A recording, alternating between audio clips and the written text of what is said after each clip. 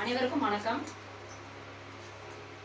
அரசு மேல்நிலைப்பள்ளி சிவலிங்கபுரம் இந்த வருடம் நடந்த பொது தேர்வில் பொருளியல் பாடத்தில்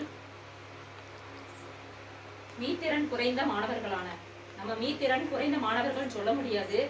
ஏன்னா இந்த மாணவிகள் பெற்ற மதிப்பெண்கள் பாத்தீங்க அப்படின்னா சத்யபிரியா பொருளியல் பாடத்துல 92 மதிப்பெண்களும், தனலட்சுமி பொருளியல் பாடத்துல 83 மதிப்பெண்களும் பெற்றுள்ளார்கள். இது ஒரு மிகப்பெரிய ஏன்னா ஆரம்ப காலகட்டத்துல இந்த மாணவிகளுடைய திறன் எப்படி இருந்தது அப்படின்னா ரொம்ப ஸ்லோவா தான் படிச்சுட்டு வந்தாங்க. ஆனா இருக்க இருக்க அந்த பிள்ளைகளை தட்டி கொடுத்து ஊக்கப்படுத்துதல் மூலமாக இன்னைக்கு அந்த பிள்ளைங்க நன்றாக படிக்கக்கூடிய மாணவர்களை விட அதிக மதிப்பெண்கள் பெற்றுள்ளார்கள் என்பது மிகவும் குறிப்பிடத்தக்கது. இது ஒரு பெரிய ஒரு சாதனை அப்படின்னு நான் மிஸ் சொல்லுவேன். ஏன் அப்படின்னா நம்மள ஆசிரியர்களுடைய பார்வை எப்பயுமே நல்லா படிக்கிற ஸ்டூடெண்ட்ஸை மட்டும் நோக்கி தான் இருக்கும். நல்லா படிக்காத ஸ்டூடெண்ட்ஸை நம்ம ஏதோ பாஸ் பண்ணா போதும் அப்படிங்கிற மாதிரி நடப்போம்.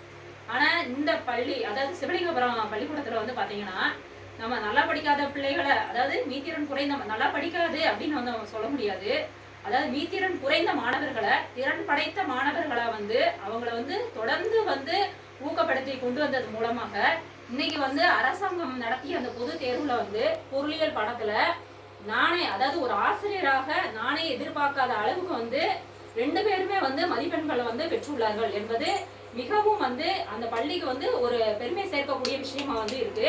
இதனால அந்த மாணவிகளை பாராட்டும் விதமாக அந்த மாணவிகளுக்கு நம்ம பள்ளியின் சார்பாக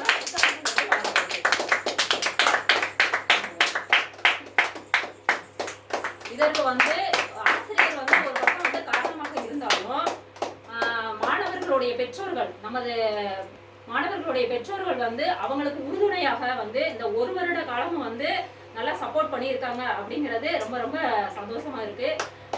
இந்த மாணவிகள் தொடர்ந்து அவங்களுடைய உயர்கல்வியை பயிலணும், அதுக்கப்புறம் எதிர்காலத்துல ஒரு சிறந்த வேலையில அமரணும் அப்படிங்கறதான் இந்த ஆசிரியருடைய ஒரு கனவு.